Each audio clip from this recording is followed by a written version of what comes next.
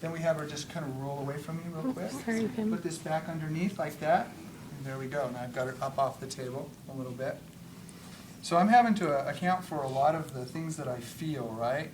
This surface as I'm pushing into it, the towel as I'm pushing into it, soft tissue as I'm taking up slack or pushing through it. There's a lot of things that I have to pay attention to before I get to what I hope I'm doing. So this one we're going to do an anterior glide. What I do is I bring her leg into some abduction, some external rotation. Bend your knee for me. And I put her knee right there like this. Okay? Now what I do is, let's bring you a little bit closer to the edge. There we go. I know, and it's a precarious feeling, and she hates this, and I don't like these positions either, but this is the best way to do this. Now all I have to do is, I've got her in a nice position. Okay? Perfect. Okay? And then what I'm going to do is, I can, and if you want to try it, that's fine. The book shows this. That's very... Okay?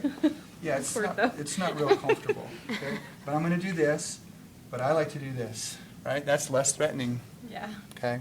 So I can support her like this, or since I have a hand free and I'm going to lean my body weight in, I can actually hold her like this.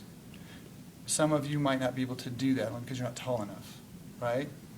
Okay, here's what I do. So my hand is kind of in here, medially and posteriorly.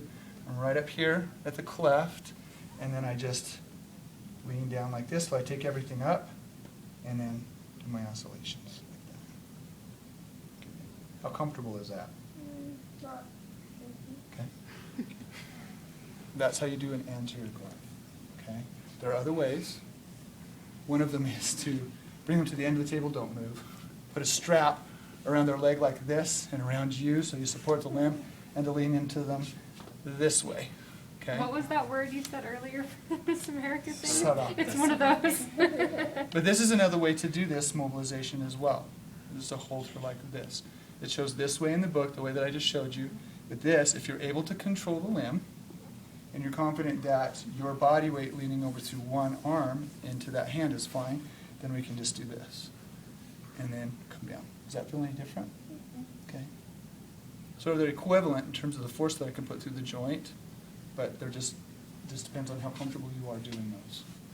But the key is you've got to put some space between her ASIS, her anterior leg, and the table. Otherwise you're just pushing her into the table. Okay? So let's try that one.